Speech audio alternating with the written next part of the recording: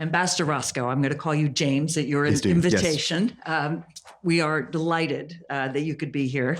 And this is a great way to kick this off, in part, just the anchor relationship between the United States and Great Britain, but also the pivotal moment, I think, at which that relationship finds itself, but maybe Britain finds itself too. So I'm going to actually start by just asking you about how Britain finds itself, and then we're going to look at the EU a little bit, because I think that's very important, before we then turn to talk about the US-UK relationship specifically, and then we will venture further afield to Asia.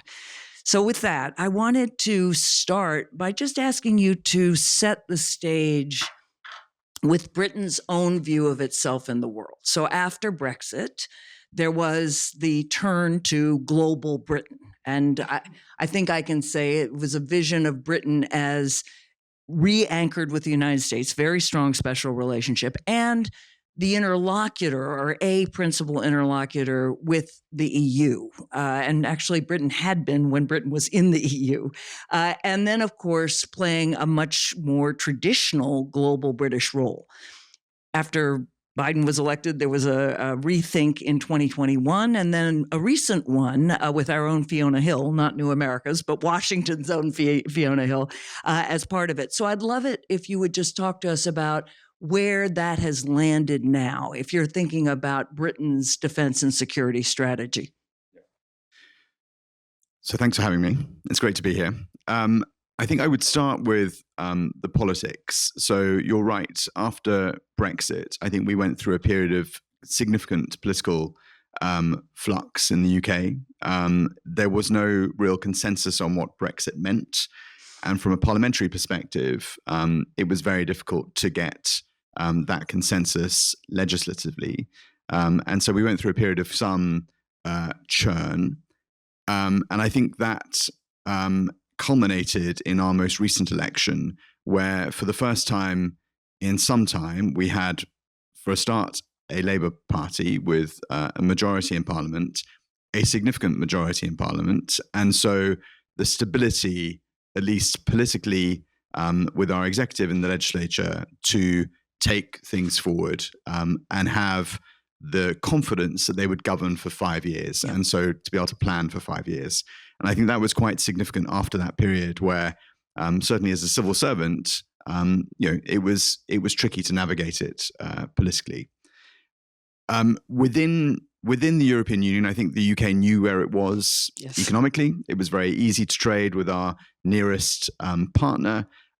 Most of our trade in goods is still with the European Union. And if you look at what this government has done since it came into power, it's essentially done 3 quite significant trade deals.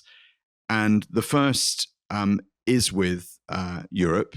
And the intention of that deal is to bring us even closer to Europe, but to remain outside of the European Union. So this government is committed to continue to be outside the customs union and outside the European Union insofar as it is a single market. So we're still outside, but we want to make trade as frictionless as it can be between the two, because we know that that way lies growth and that way lies more trade.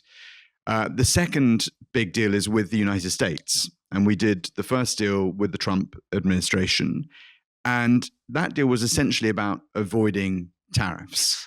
And, it is fair to say that the United Kingdom is a economy that is dependent on free trade. 60% of our GDP comes from exports, mainly in services, but still significantly in goods. And if you compare that with the United States, only 15% of the US economy is dependent on exports. So it's an inverse almost of the economic realities.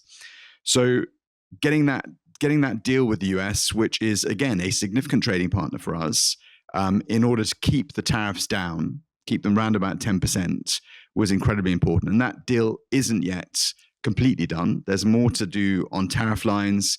There's more to do on pharmaceuticals. There's more to do on steel. But I think getting there first was incredibly important and incredibly helpful. And the third deal is actually with India. And it is the most comprehensive trade deal that India has ever done. And it's, I think, incredibly important in terms of the UK, again, as a trading nation, thinking about the markets of the future. So economically, this government has been able to do something quite significant in its first few months in power. And then I think, we think of ourselves now as having to triangulate between the United States, China, and the European Union, three large economic blocs. And that obviously has implications for us in terms of regulations, in terms of markets, in terms of supply chains. So we have to think very carefully about that as we navigate the global economy. And then I think from a security perspective, again, we have tried to lean back into Europe. Certainly, we have asserted ourselves in NATO much more strongly as a leader within NATO. We have led the push for enhanced NATO spending at 5%. But we are always conscious that our core security and intelligence relationship is with the United States. And so you sort of talked about this idea of us as a bridge. I think we still see ourselves as a bridge between Europe and European security and the United States.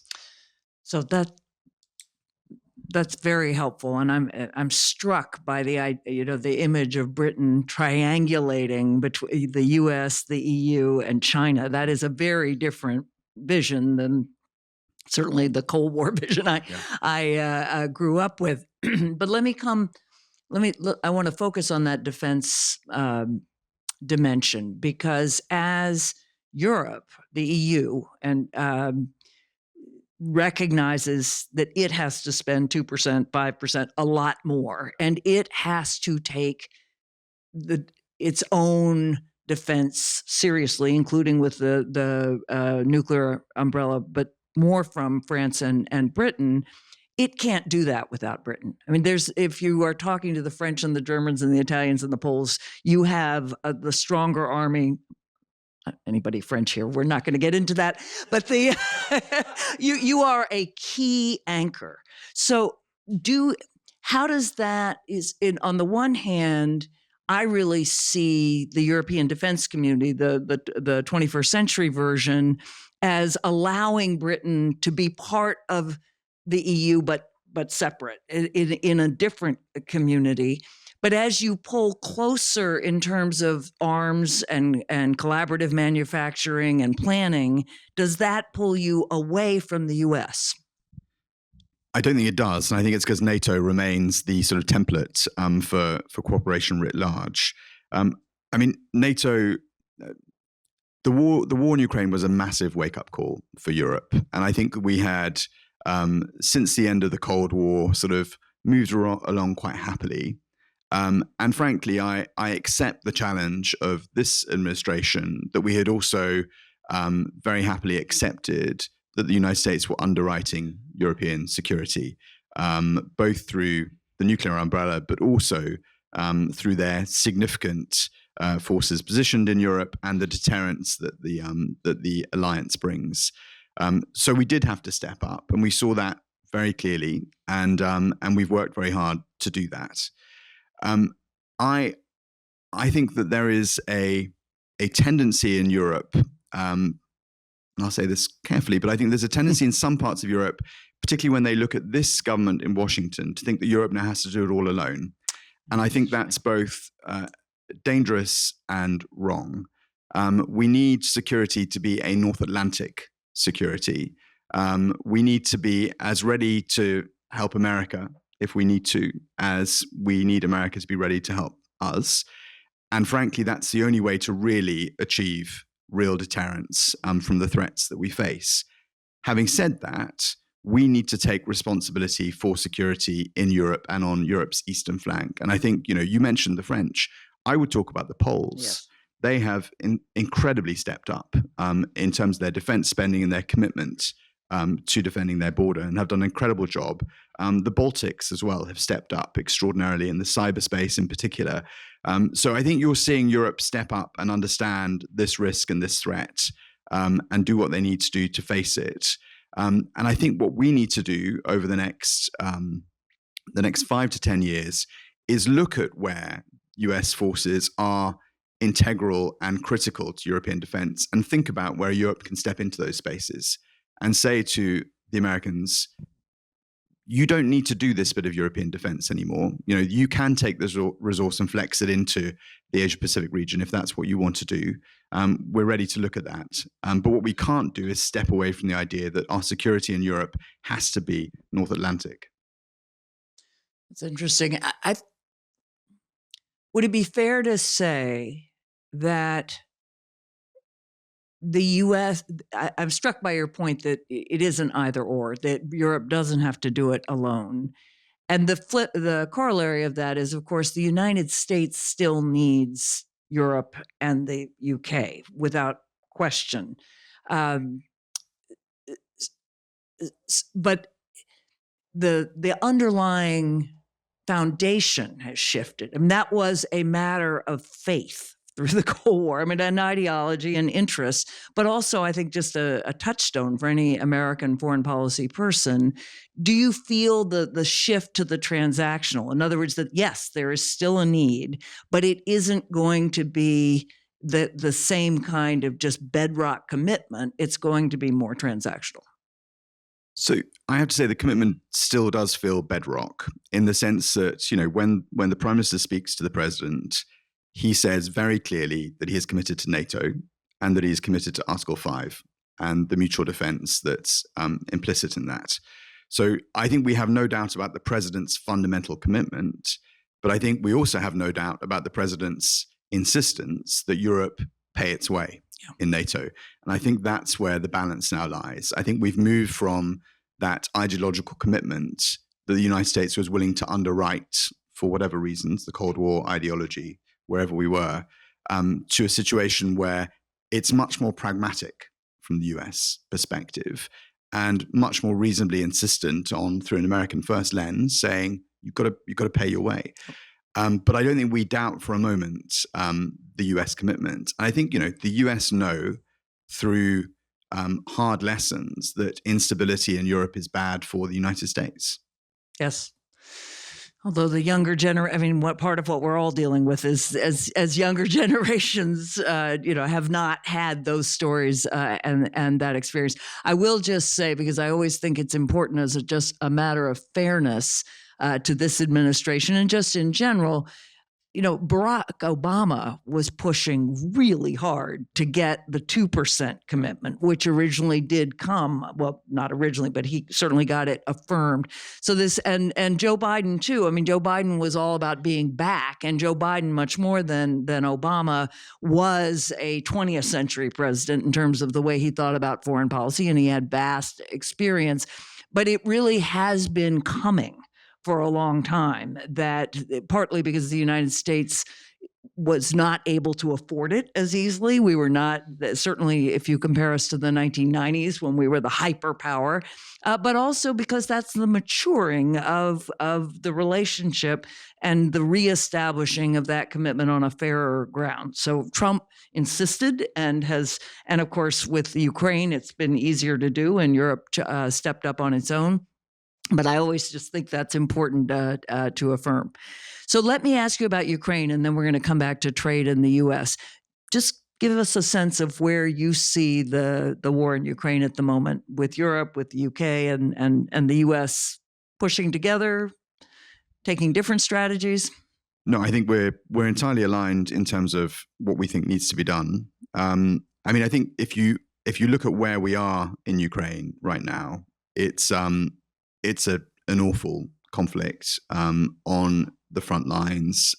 It is very slow, very incremental, very high casualties on both sides, and Putin is paying a high price, at least economically. I mean, he's paying a high price in people, and perhaps that's not a price he particularly cares about. But economically, the Russian Federation is spending down its reserves, and it is in significant economic trouble and propped up essentially by hydrocarbon sales. So this is not a war that Putin is winning anytime soon, but it is a war where they are making very slow and incremental progress.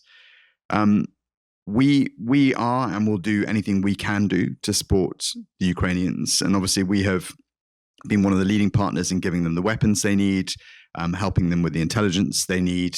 and helping them in any way we can to resist this Russian invasion.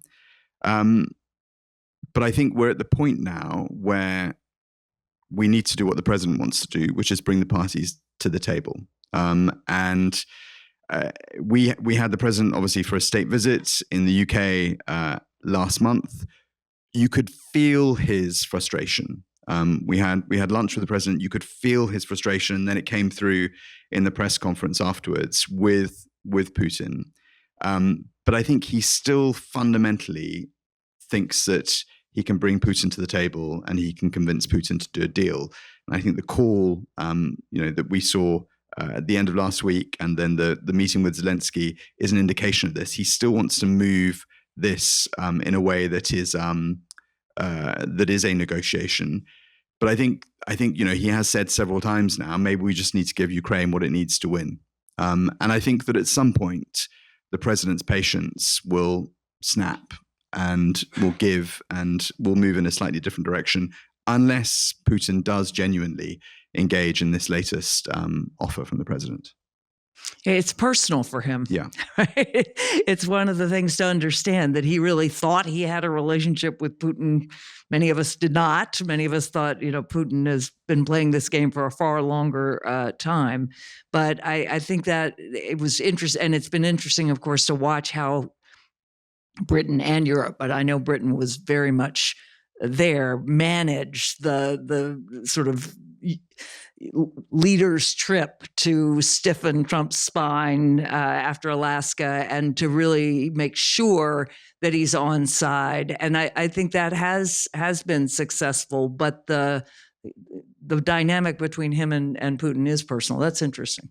All right, let's come. So in that way, Britain is no longer part of the EU. It is still part of Europe. It's still playing a critical role, as you said, triangulating, but it's also Europe's, the EU is its largest trading partner. It's getting closer in both trade and defense.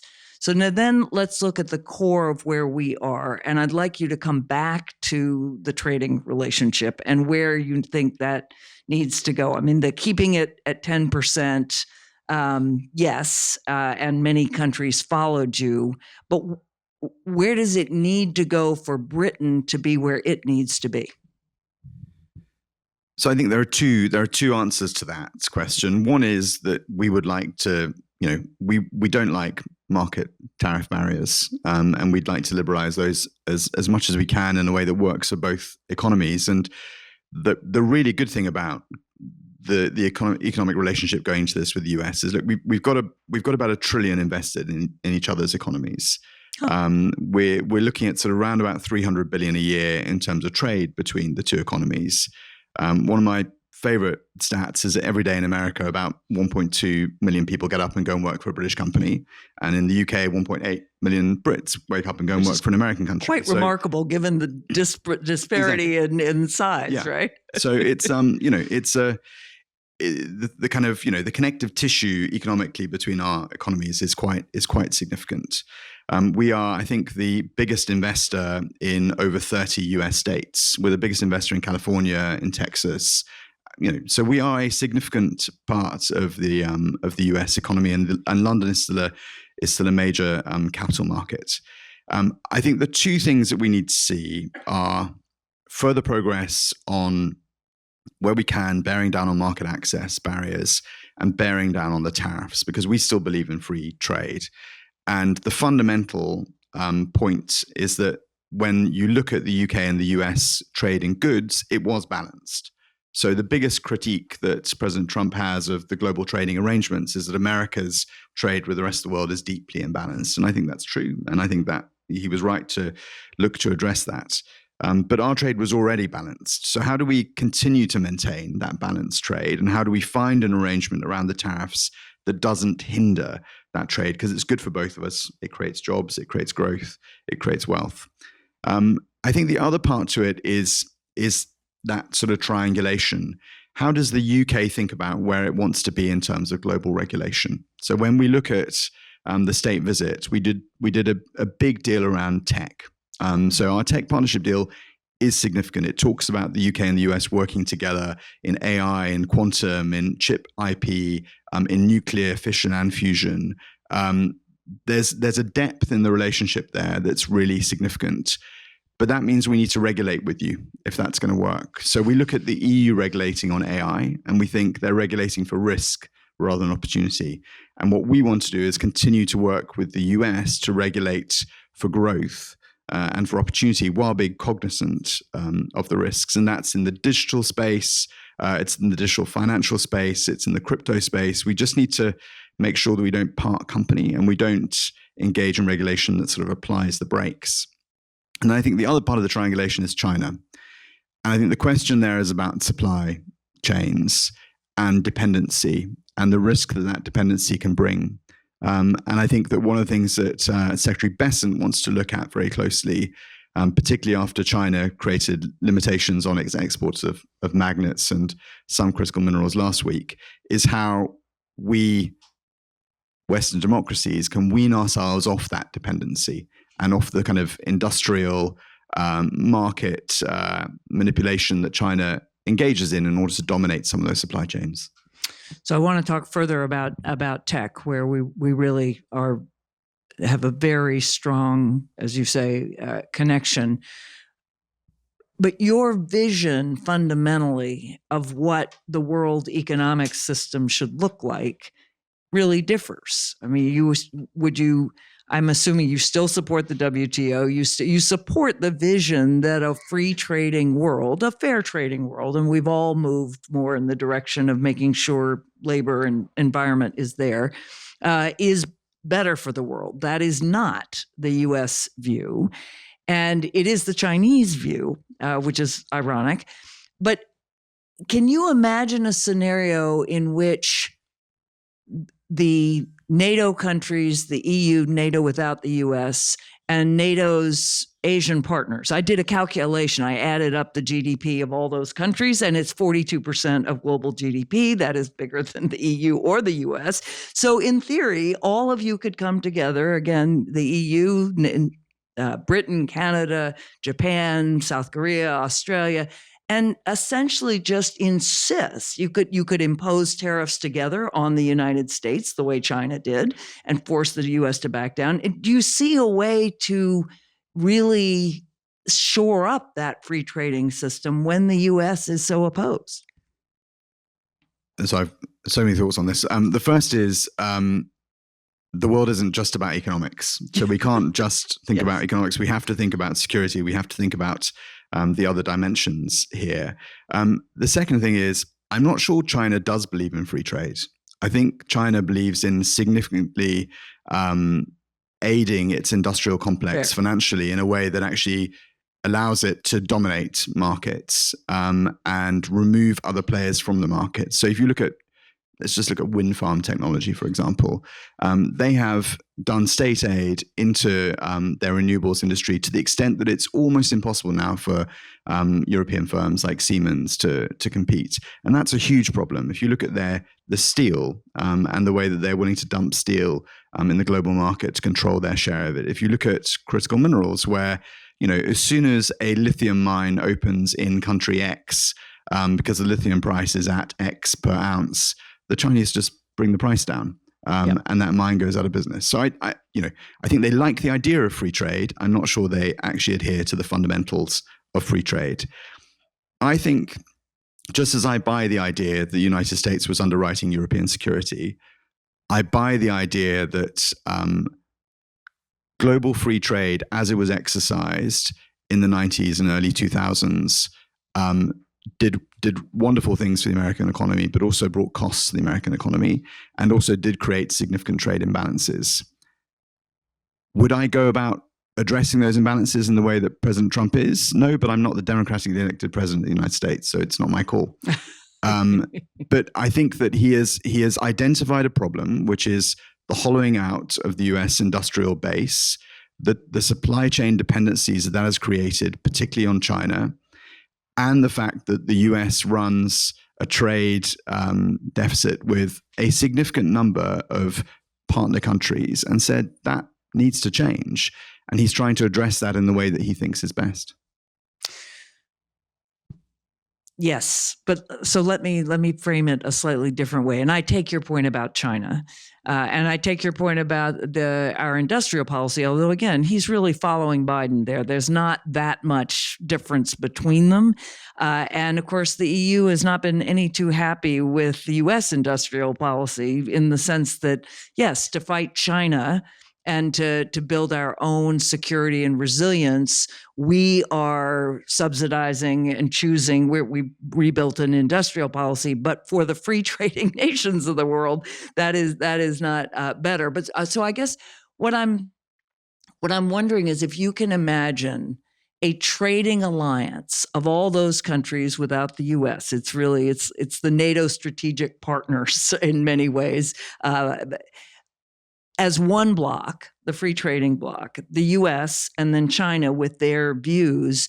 But can you imagine that block could actually maintain a world trading order that is freer than either China or the US wants right now? Could they come together to do that? I'm just not sure that's how the global economy works anymore. And I think the fact that the EU, Japan, South Korea, all of these countries have been as keen as they have been to do a deal with the United States is because of the dependency that they already have on the US as a market. So the idea that we would be able to kind of carve ourselves away from that and have a free trade zone between ourselves, but have the US outside of that, I just think the US would behave in a way that would be far too punitive towards our markets in tariff terms, and our dependency would be exploited in that way. So I'm not sure that's the direction of travel. I also just think that we have to be sensible in Europe to the security dependency we have on the US. And again, I think that when we look at our partnership with the US, we need to think about all the other factors that are in play, as well as the sort of core economic factors.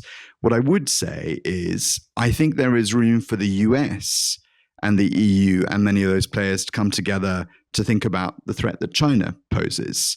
So, the Australians yesterday signed a framework with the US on critical minerals.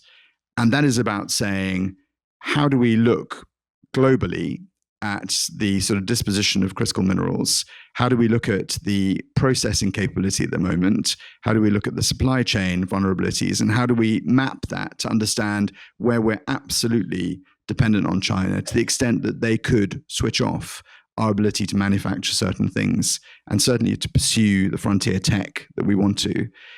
How can we move as quickly as we can to make sure we're no longer dependent on China? And I think that if you start to think in those terms, if you start to think about essentially how Western democracies can come together in a way that has an economic union to it in areas of significant interest. So on steel, for example, we're going to continue to be dependent on underpriced Chinese steel flooding our markets and destroying our steel industries unless we find some way to deal with that. The US way of dealing with that is to put significant tariffs on China and on Europe, because so much of Europe's steel comes from Chinese precursors. Maybe we need to come together and say, well, we won't take any more Chinese steel until the Chinese agree to operate in a fair way in the steel market. So I think if we're looking for new alignments economically, that's probably the direction that you get pulled in at the moment.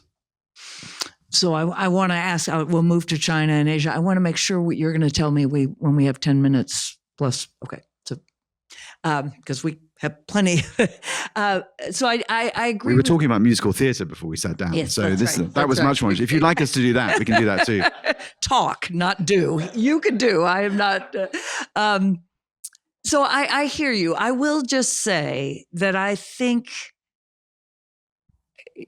you're definitely younger than I am, but I think for those of us formed through the 20th century Cold War West, the democratic West, and we haven't even talked about the domestic politics in Europe, in the US, in the UK, if I were a young person today without that formation, and I'm half Belgian, I always say my grandfather was in Britain and fought with the Belgian SAS during World War II. So I am steeped in all of that. But if I were a young person today, if I were, if my roots were in Latin America, if my roots were in Asia, I might well be, or in Africa, I might well be thinking, why shouldn't we, why is it so impossible that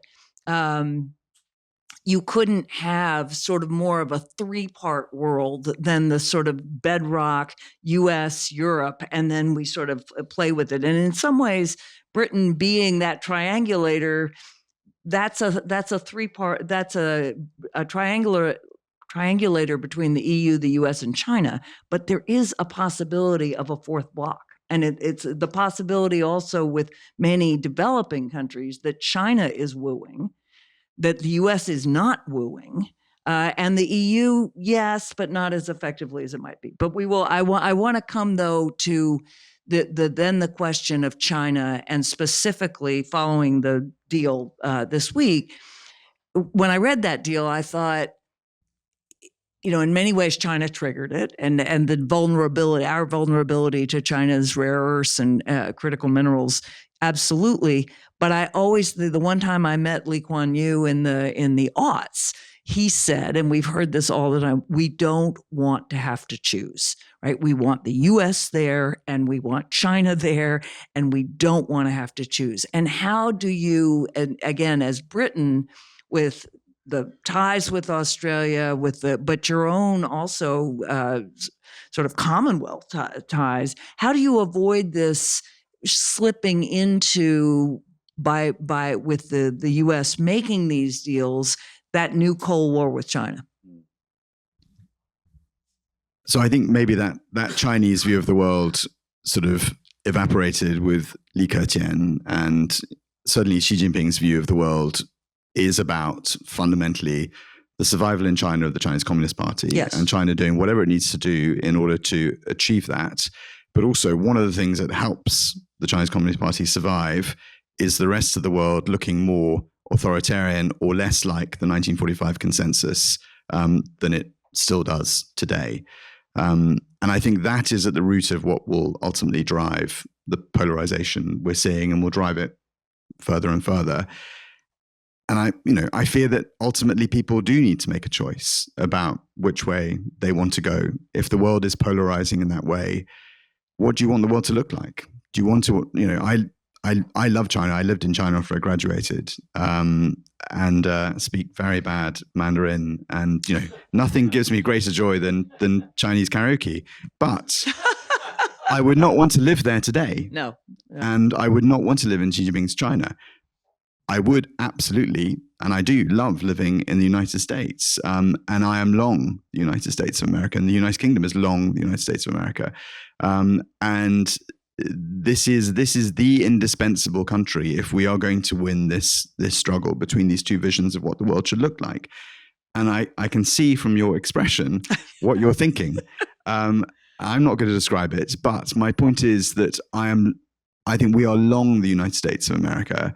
And we are very conscious that China is trying to sell to the rest of the world, whether it's in the UN or whether it's in engagements in the region or in Africa, a different vision of how the world should work. And I think that's the biggest challenge of our generation. And I think that we are kidding ourselves if we don't already think we're in something approaching a Cold War. And if you look at the relationship between Russia and China, if you look at the relationship between Russia and North Korea and Iran, you're seeing the development of essentially an alliance who would also like to see the different vision for what the world should look like. You are saying Britain is long the United States as a continued liberal democracy. And absolutely. And the assumption that it will continue as a liberal democracy. Absolutely. And I was at a conference yesterday where some of the recent polls show only 16% of young Americans believe that democracy is the best form of government to advance their interests. It's not an abstract thing. It's a view that it is not doing what we need to do. I guess I would ask you if you are, how you think about that commitment and the world as it's been in a world, again, in which in the United States, but also in Europe, without question, and in other countries, the battle is more thinking about how do we ensure that liberal democracy continues. So, to misquote Churchill, it is the least worst of all the options that are out there. You don't have to convince me. And no, but it's important to remember that what Churchill is trying to say is it's hard. Democracy is hard. It's hard to get right, and democracy is constantly disrupted by the fact that we are advanced, innovative economies who come up with new ideas about how things should work. Whether that's a newspaper or whether it's an algorithm, we are constantly having to adapt democracy to new realities. And I think the reality that we face at the moment is an incredibly disrupted world, a world where a lot of people are on the move, a world where we're seeing in the West a struggle to achieve real growth in our economy. We've seen a period of high inflation. We're seeing in some parts of the West difficulties for young people to get into the workforce. And I think all of those things create challenges. And the critique isn't essentially necessarily one of democracy. It's just my life feels pretty bad at the moment. This system doesn't seem to be able to fix it. So our focus needs to be on fixing those challenges that those people have. And people need to think about, what they need to elect the governments who are going to do that. And fundamentally, democracy needs to produce the options for people to elect. We strongly agree there. So I got the 10-minute signal. Do we have a way of taking questions from online or just from? Okay, so I'm going to open it up to questions, and we're going to probably alternate between online and here. I saw one there, and please just introduce yourself and make sure it's a question. It's good to see you. Mark Hagerott, a former non-resident fellow here and recently retired as the Chancellor of North Dakota. I worked a lot with Governor Burgum, his vision of the AI arms race. But the question is, building on the English-British tradition of a common language, the Commonwealth that literally unified the world, any thoughts on using the British Commonwealth, the relationships, the Five Eyes, to build, and maybe this is highly classified, but the AI digital connective tissue of the world. And in fact, that's the race we're really in, which is why President Trump is trying to pull Russia away from China. So any thoughts on building on what you all did for the world a couple hundred years ago? So Easy question. I'll focus on the AI. I think the tech partnership deal that we did with President Trump at Chequers is all about this.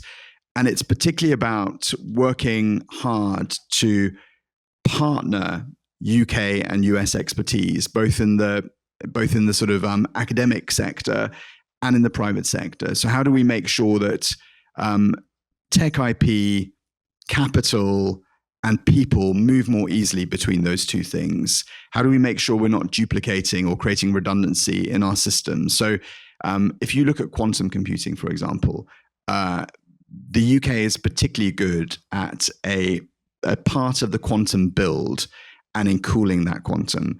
The US aren't very good at that. How do we make sure we combine those two abilities so that we win the race, that we go faster than the Chinese? How do we make sure that, again, the UK leads in biotech, for example? How do we stop ourselves selling our sort of nascent biotech companies to China by finding ways in which they can invest in the US and scale here faster and better? So I think those are the things that are in the tech partnership that will drive this. And then I think AI is fundamentally around energy and winning the energy race. So how do we make sure that we, either GE or Rolls-Royce, build the first two small modular reactors that can be commercialized, that can be plugged into the grid, that can be plugged into data centers to drive the energy we need to make sure we're continuing to win that data race. So that's what that tech partnership is all about. And I think there is a role for our Five Eyes partners in all of that as well. The Australians have huge amounts of capital from the way they've basically created their pension funds over the last few years. That capital is already in play in the United States. I think 500 billion is already here. So I think, they're looking to triple that amount over the coming 5 to 10 years. So again, there's the opportunity to bring Australian capital into play in the US tech market. But in terms of the intelligence that's going to drive this, Sir Demis Hassabis, who runs Google DeepMind, was at Chequers wearing his Nobel prize, which I think the president was coveting slightly. But Demis, Demis said the only way we win this race is by working together, sharing knowledge, sharing information, and driving forward together. Excellent. It was there. Yes.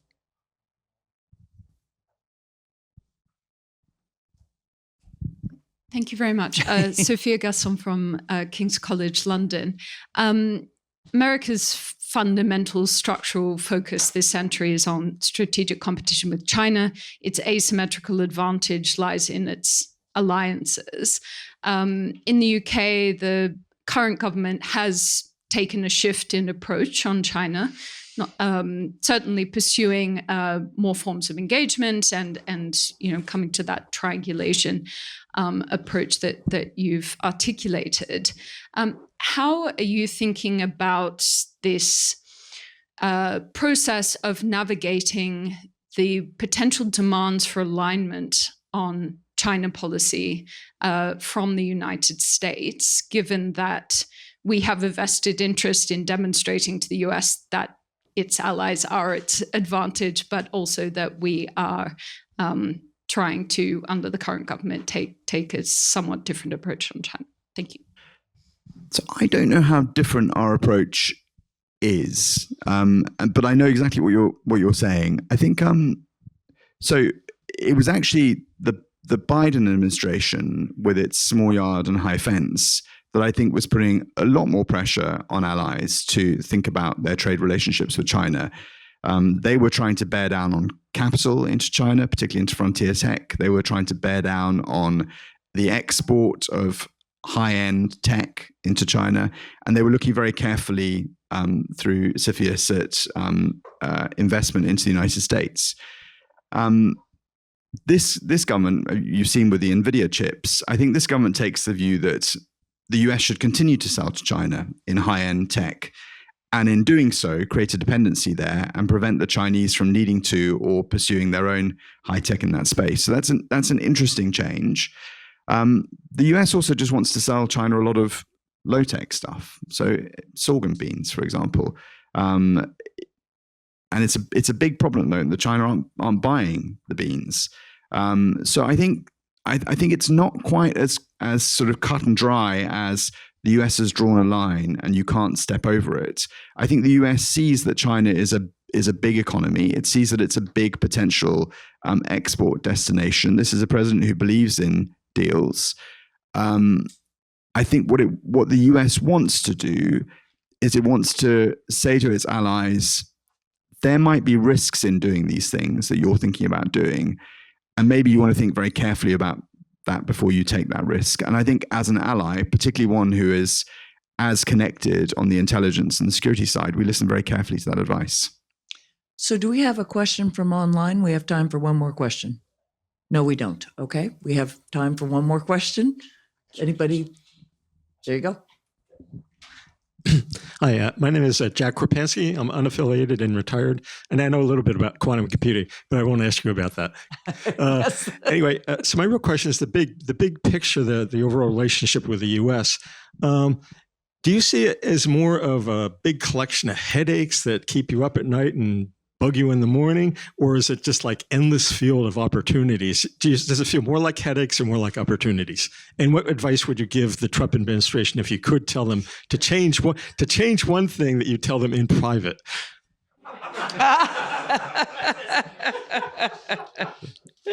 The in private bit, that was quite important, wasn't it? So I don't say this flippantly. I genuinely wake up. I don't wake up every morning thinking this, but when I think about the United States, I am incredibly grateful that it exists. And next year we mark the 250th anniversary of you guys making quite a big mistake, but it working out for you. in the long term. But it's quite incredible to think that we went from being absolute, enemies in 1776 and the war that followed to being the closest of allies. And I think we are linked by these common threads of, democracy, common law, rule of law, bills of rights, all of these things that your founding fathers took and actually took to the next level, took to the level you can take them when you write a constitution and you don't have a monarchy. So I genuinely am grateful the United States exists and wishes to, where it can, defend the world from the other vision of what the world should look like, which I think is a darker and less attractive place in which to live. If I could quietly give some advice to the Trump administration, I would say take our tariffs down a bit further. Well said. Well, I think we certainly see why Ambassador Roscoe is the acting ambassador, how you have deftly both given us things to think about and chew on and avoided those questions where the undiplomatic answer. But this was really a wonderful way to kick this off. And we're grateful and we hope you'll come back. Thank you for having me.